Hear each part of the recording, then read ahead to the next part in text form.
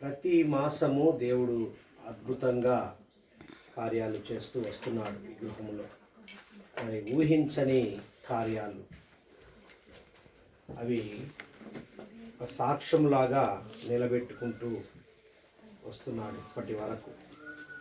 ఏ కొదవ కాకుండా ఏది కూడా మరి ఆయన నిర్ణయం లేకుండా జరగకుండా ఆయన అనుగ్రహం ద్వారా పొందుకుంటూ ఒక సాక్ష్యంగా నిలబెడుతున్నాడు.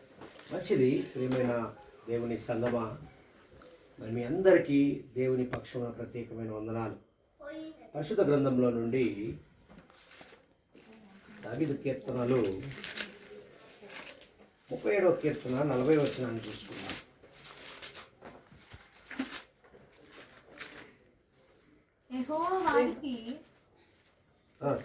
యెహోవా వారికి సహాయుడై వారిని రక్షించును. వారు యెహోవా శరణుజొచ్చి ఉన్నాడు గనుక ఆయన భక్తిహీనుల చేతిలో నుండి వారిని విడిపించి హల్లెలూయా. ఆయన భక్తిహీనుల చేతిలో నుండి వారిని విడిపించి రక్షించును. వారిని అనగా మనం. ఈ దినము దేవుని ఏర్పాటులో కీర్తనకారుడు తన అనుభవంలో నుండి బయలుపరుస్తున్నటువంటి సత్యమైనటువంటి మాట ఏంటంటే, ఆయన భక్తిహీనుల చేతిలో నుండి వారిని విడిపించి రక్షించును. ఆయన అనుభవంలో పొందుకున్నాడు కాబట్టి ఈ దినము బయలుపరచబడి ఉన్నది. ఈ దిన అంశము ఒక సందర్భాన్ని దేవుడు మన ముందు పెడుతున్నాడు. కీడు నుండి తప్పించు. దావీదు కీర్తనకారుడు దేవుణ్ణి అడిగాడు, అయ్యా కీడు నుండి తప్పించు. మన స్థితిగతులను ఎరిగి ఉన్న దేవుడు కూడా మన నుండి కోరుకునేది అప్పుడే, కీడు నుండి తొలగించుము అనే మాట మన నోట నుండి ఎప్పుడు వస్తుందా అని ఎదురు చూస్తున్నాడు. ఇది అంశము కీడు నుండి తప్పించు. ఎందుకు తప్పించుము అని సందర్భాన్ని మన ముందు పెట్టాడంటే, అపవాది కీడు చేయడానికి వాడు ఎన్నో విధాలుగా పూనుకొని దేవుని బిడ్డలను అనగా మనలను మృంగివేయాలని ఎదురు చూస్తున్నాడు. ఎలా చూస్తున్నాడు? సింహం వలె తిరుగుతున్నాడు. పేతురు రాస్తాడు చక్కని మాట. 1 పేతురు 5వ అధ్యాయం 8వ వచనంలో రాయబడి ఉంటుంది. చూడండి, చదవండి. 1 పేతురు 5వ అధ్యాయం 8వ వచనంలో బయలుపరచబడిన మాటను గమనిద్దాం. నిబ్బరమైన బుద్ధి గలవారై మెలకువగా ఉండుడి. మీ విరోధి అయిన అపవాది గర్జించు సింహం వలె ఎవరిని మృంగుదునా అని వెదుకుచు. అందుకే దావీదు కీర్తనకారుడు దేవుణ్ణి అడిగాడు.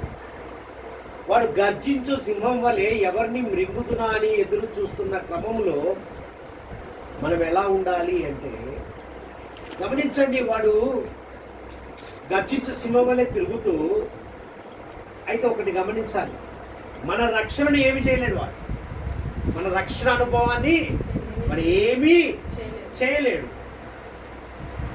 ఎందుకు అంటే దాని జోలికి రాడు వాడు.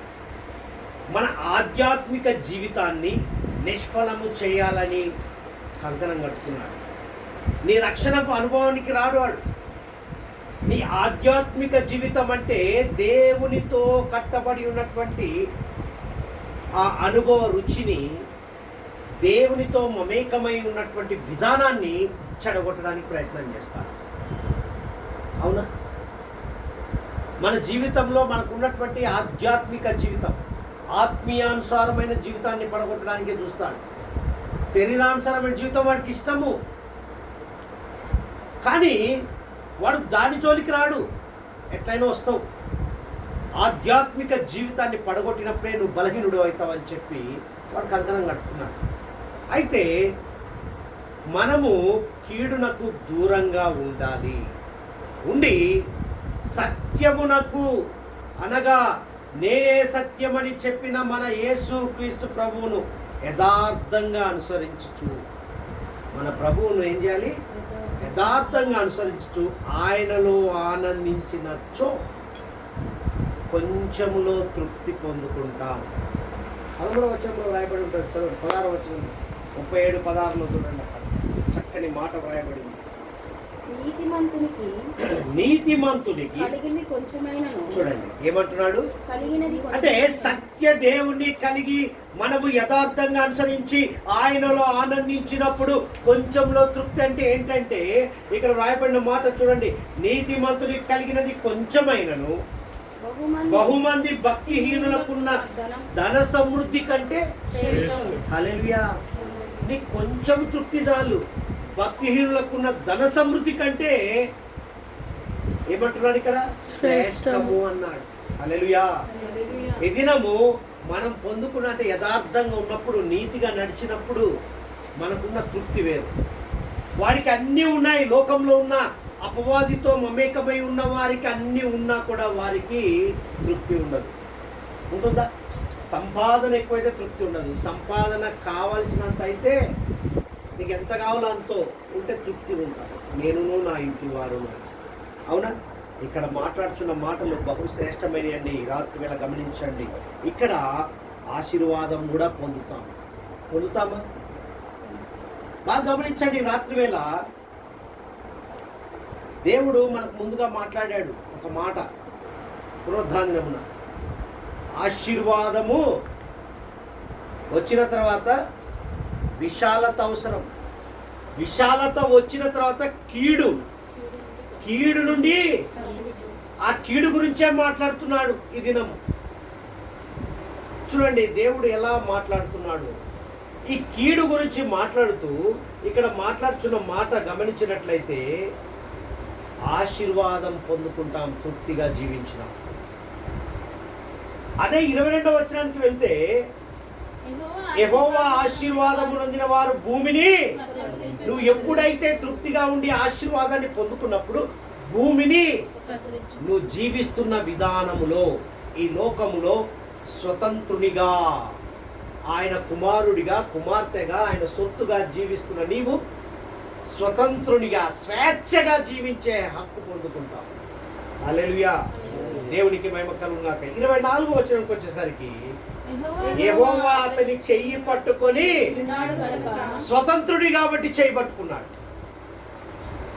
ఆయన సొత్తు కాబట్టి చెయ్యి పట్టుకున్నాడు. వేరే వాళ్ళని పట్టుకున్నాడా? నువ్వు వేరు, లోకంలో ఉన్నవారు వేరు. ఇక్కడ గమనించండి. యెహోవా అతని చెయ్యి పట్టుకొని ఉన్నాడు గనుక అతడు నేలను పడినను లేవలేక, పడినా లేస్తాడు. ఎందుకు? తృప్తిగా జీవిస్తున్నాడు, స్వేచ్ఛగా ఉంటున్నాడు, స్వతంత్రుడిగా ఉన్నాడు. ఆయన చేయి పట్టుకొని నడిపిస్తున్నాడు. చేయి పట్టుకొని చిన్నపిల్లలు నడిపిస్తున్నప్పుడు కింద పడతాడు, మళ్ళా లేస్తాడు దిగులు. అదే అంటే వాడు ఏడుస్తాడు. బాగా గమనించాడు ప్రియమైన దేవుని సంగమం. 28వ వచనానికి వచ్చేసరికి ఏలయనగా యెహోవా న్యాయమును ప్రేమించువాడు, ఆయన తన భక్తులను వారెన్నటెన్నటికీ. హల్లెలూయా. నీకు సెక్యూరిటీ ఎన్నటెన్నటికీ, ఒక్కరోజు కాదు, జీవితాంతం నువ్వు బ్రతికినంత కాలం. ఎందుకు? ఆయన సత్యదేవుడు అని ఎరిగి ఉన్నావు, యథార్థంగా జీవిస్తున్నావు, మరలా ఆయనలో ఆనందిస్తూ కొంచెం తృప్తిలో ఉన్నావు కాబట్టి ఆశీర్వాదం పొందుకుంటూ స్వతంత్రుడిగా, స్వేచ్ఛగా ఆయన చేయి పట్టుకొని నడిపిస్తున్నాడని నమ్మకము, విశ్వాసంతో జీవిస్తున్నావు కాబట్టి నేనెన్నడూ విడువడు. దేవునికి మహిమ కలుగును గాక. రాత్రి వేళ గమనించండి ప్రియమైన దేవుని సంగమా. ఈ కుటుంబంతో పాటు మనతో మాట్లాడుచున్న దేవాతి దేవునికి వందనాలు తెలియచేద్దాం. 39వ వచనానికి వచ్చేసరికి యెహోవాయే నీతిమంతులకు రక్షణాధారము, బాధ కలుగునప్పుడు ఆయనే వారికి. నీకు బాధ, తృప్తితో జీవిస్తున్న నీవు, స్వతంత్రునిగా జీవిస్తున్న నీవు, స్వేచ్ఛగా ఉంటున్న నీవు, చేయి పట్టుకొని నడిపిస్తున్న నీవు, పడిపోయిన లేచిన నీవు, మరలా నువ్వు ఎక్కడ కూడా అంటే ఎన్నడూ కూడా నిన్ను వదలకుండా జీవిస్తూ ఆయన తోడుగా ఉంటున్న దేవాతి దేవుని కుమారుడి, కుమార్తెగా జీవిస్తున్న నీకు ఏమ తోడుగా ఉందండి? ఆయన ఆశ్రయం. ప్రియమైన దేవుని సంఘం, అని చక్కగా మాట్లాడుతూ అప్పుడు మాట్లాడుచున్న మాట చూద్దాం. 40వ వచనాన్ని. యెహోవా ఎవరికి సహాయుడు? ఎవరికి?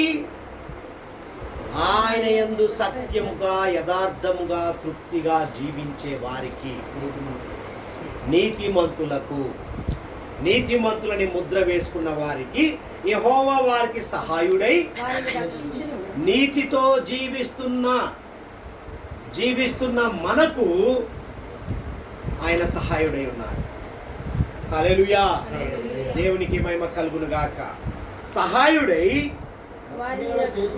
భక్తిహీనుల చేతిలో నుండి, అదండి, భక్తిహీనుల చేతిలో నుండి సహాయకుడిగా ఉండి వారి నుండి మనకు కీడు రాకుండా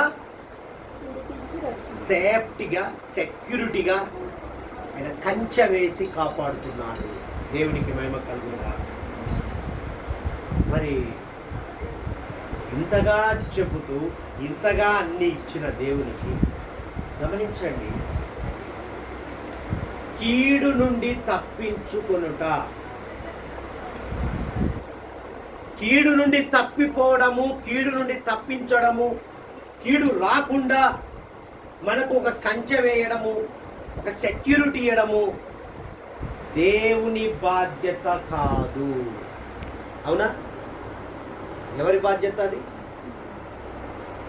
ఆయన చెప్పేంత వరకే. చూస్తూ ఉంటాడు, చెయ్యిస్తాడు, కానీ కీడు నుండి తప్పించుట కేవలము దేవుని బాధ్యతే కాదు, దానిలో మన సహకారం కూడా ఉండాలి. మన సహకారం ఉండాలనా? ఉండాలి కదా. చూడండి 3వ వచనానికి వెళ్ళండి. 3వ వచనం, యెహోవా యందు నమ్మికయుంచి మేలు చేయము, దేశమందు నివసించి సత్యమును. మొట్టమొదటి మెట్టు బాగా గమనించండి. కీడు నుండి తప్పించుట దేవుని బాధ్యత కాకుండా, దేవుని బాధ్యతే కాకుండా, నీదేనయ్యా కీడు రాకుండా తప్పించు అని ప్రార్థన చేస్తున్నావు. కీడు నుంచి తప్పించడము నా బాధ్యతే, కానీ నీ సహకారం ఉండాలి. 2 చేతులు కలిస్తేనే మరి సహకారం ఉండాలి కదా. పిల్లవాడిని నడిపించినప్పుడు నీ చెయ్యి వాని చెయ్యి కలిస్తేనే కదా వాడు నడవగలుగుతాడు. అందుకే మొట్టమొదటి మెట్టు ఆయన యందు నమ్మిక ఉంచితే కీడు రాదు. హల్లెలూయా. రెండవది 4వ వచనం చదువు. యెహోవాను బట్టి సంతోషించుము, ఆయన నీ హృదయ వాంఛను. హల్లెలూయా. ఆయన్ను బట్టి సంతోషించాలి. రెండవది ఏంటి? ఆయన్ను బట్టి ఎప్పుడైతే నువ్వు సంతోషిస్తావో, దేవుడు నాకు అన్ని కలగజేశాడు సాక్ష్యాలు చెప్తామా? దేవుడు ప్రతి మాసంలో అద్భుతాలు చేస్తున్నాడు, సాక్ష్యాలు చెప్పామా?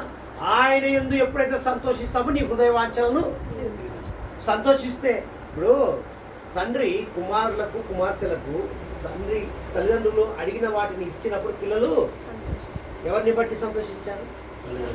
మరి నీ తల్లిదండ్రులకు ఇవ్వడానికి ఆ తండ్రి ఇస్తేనే కదా. మరి ఆ తండ్రిని నువ్వు సంతోషపెడితే నీ హృదయ వాంఛలను తీరుస్తాడు. హల్లెలూయా. రెండవది ఏంటి? ఆయన యందు ఆనందించుట. నీకు కీడు రాకుండా ఉండాలి అంటే ఆయన యందు ఆనందించాలి, మరలా ఆయన యందు నమ్మకం ఉండాలి. 3వది చూద్దాం. 5వ వచనానికి వెళ్ళాము. నీ మార్గం బాగా గమనించండి, ఇదంతా మనకు కావలసినదే. నీ మార్గము నీవు ఆయన నమ్ముకొనుము, ఆయన నీ కార్యము.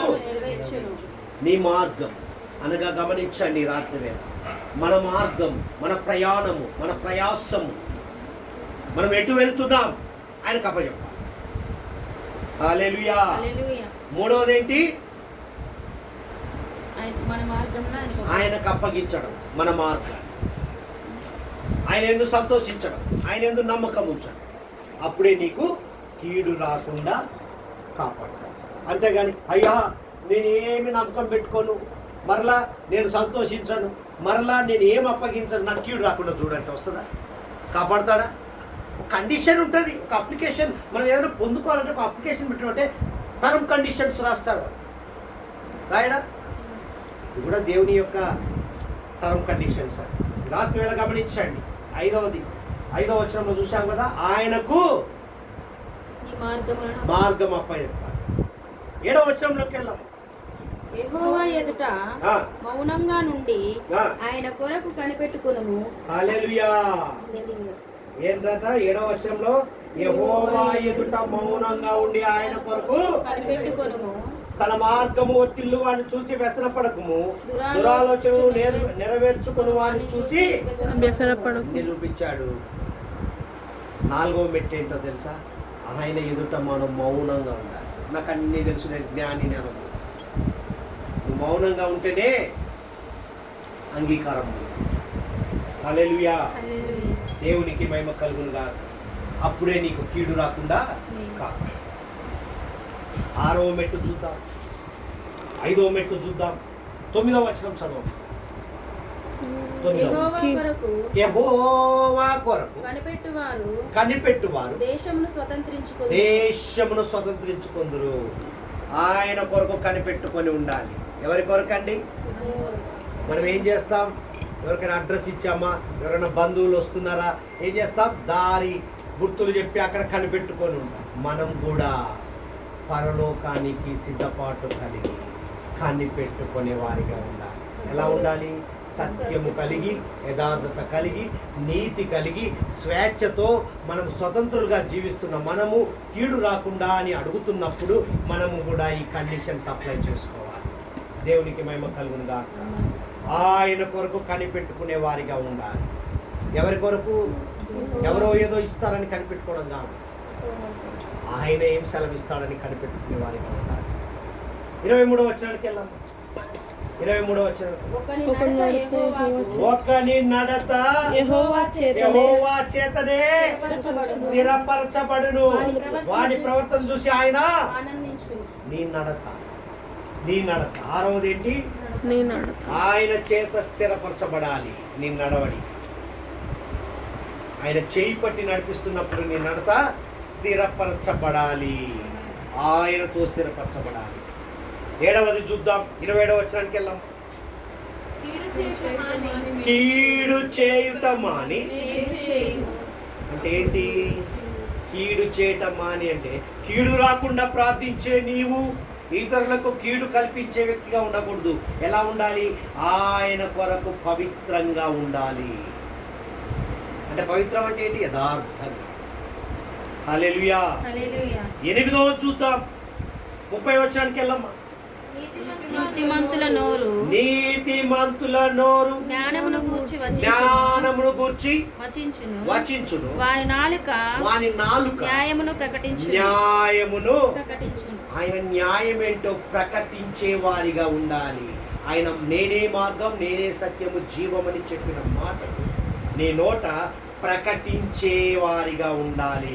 ఆయనను గురించి, నిన్ను నీ గురించి కాదు, నీ గొప్పతనం కాదు. ఇది ఎలా వచ్చిందయ్యా అంటే దేవుడు ఇచ్చిందని చెప్పం. అలా చేశాను, అలా పోగు పెట్టాను, అలా కష్టపడ్డాను, అలా ఇలా ఇలా ఇలా అంటే దేవుణ్ణి ప్రకోవు పెట్టాను. అంటే కీడు రాకుండా కాపాడమంటావు. నీ నోటనే దేవుడు పెట్టాడు. హల్లెలూయా. ఆయన గురించి ప్రకటించే వారిగా ఉండాలి. ఏ ప్రకటన? జనులలో ఆయన కార్యాలు తెలియజేటాడు. 105వ కీర్తనలో మాట్లాడతాడు. తినక్కర్లేదు అక్కడ, మీరు తర్వాత చూడండి, సందర్భం ఉంటుంది. మరి 9వ చూద్దాం. 34వ వచనానికి వెళ్ళాం. యెహోవా కొరకు కనిపెట్టుకొని ఉండుము, ఆయన మార్గములు అనుసరించుము. భూమిని స్వతంత్రించుకొనున్నట్లు. చూడండి, పదే 3 పర్యాయములు చెప్పాడు. ఆయన కొరకు కనిపెట్టుకొని. ఆయన కొరకు అంటే మర్చిపోతావేమో. మొదట చెప్పాడు, మధ్యలో చెప్పాడు, మళ్ళీ చివరిలో చెప్తున్నాడు. దావీదు కీర్తనాకారుని అనుభవంలో ఆయన రుచిని చూశాడు కాబట్టి చెప్పాడు. కీడు రాకుండా తప్పించుమయ్యా అని అంటున్నా దావీదుకు చెప్పాడు దేవుడు. మంచిది దావీదు, కీడు రాకుండా తప్పించమంటున్నా, మరి నువ్వు ఈ 10 మార్గాలు నీ నోట ఉండాలి. నువ్వు అనుసరించాలి, అనుభవించాలి అంటూ మనకు కూడా హెచ్చరిస్తున్నాడు. ఆయన కొరకు కనిపెట్టుట. మనం ఏం చేయాలి? ఈ రాత్రి వేళ ఆయన కొరకు కనిపెట్టే వారిగా ఉండాలి. 10వది చూద్దాం, 34వ వచనానికి వెళ్దాం. యెహోవా కొరకు కనిపెట్టుకొని ఉండుము. ఆయన మార్గములను కనిపెట్టుకొని ఆయన మార్గములను అనుసరించి ఆయన మార్గాన్ని, నీ మార్గాన్ని అప్పచెప్పావు, నీవన్నీ అప్పచెప్పావు, కానీ ఆయన మార్గాన్ని అనుసరించము. హల్లెలూయా. ఆయన మార్గాన్ని అనుసరించమంటున్నాడు. 10 కండిషన్స్ నువ్వు అప్లై చేసుకుంటే నీ కీడు రాకుండా తప్పిస్తావు. అంతేగాని అయ్యా నేను అన్ని బాగున్నా, ఆశీర్వాదం వచ్చింది, విశాలత వచ్చింది, కీడు రాకుండా తప్పించయ్యా అంటే నువ్వు ఫలించి అభివృద్ధి చెందమన్నాను. ఫలించావు, అభివృద్ధి చెందావు, విస్తరించావు, భూమిని నిండించావు, కానీ కీడును రాకుండా తప్పించమంటున్నావు. నువ్వు కీడు చేసేవారిగా ఉన్నావు, మేలు చేసేవారిగా లేవు. నీలో ఈ గుణగణాంకాలు ఉన్నాయా అని రాత్రి వేళ అడుగుతున్నాడు. దావీదు అడిగినట్టుగా మనల్ని అడుగుతున్నాడండి. కీడు నుంచి తప్పించుము అంటున్నావు, మరి కీడు నుంచి తప్పించాలంటే నీ సహకారం ఏంటి? నీ సహకారం ఏంటి? నమ్మకం ఉంచావా? ఆనందించావా? ఎప్పుడన్నా నీ మార్గం అప్పచెప్పావా? మౌనంగా ఉన్నావా? కనిపెట్టుకొని జీవించావా? ఆయన చేత స్థిరపడ్డావా? పవిత్రంగా ఉన్నావా? ఆయన గురించి ప్రకటించావా? ఆయన కొరకు కనిపెట్టుకున్నావా? ఆయన మార్గాన్ని అనుసరించావా? అనుసరిస్తే నీకు ఈరోజు కీడు రాకుండా రక్షించే అనుభవంలోనికి వెళ్తాం. అప్పుడే మనము కీడు నుండి తప్పింపబడతాం. ఆయన మహిమ పరిశుద్ధాత్మ ద్వారా నడిపించబడతాం. లోకానికి మాదిరికరంగా కనబడతాం. దేవునికి మహిమ కలుగునుగా. దేవుడి మాటలు దీవించునుగా.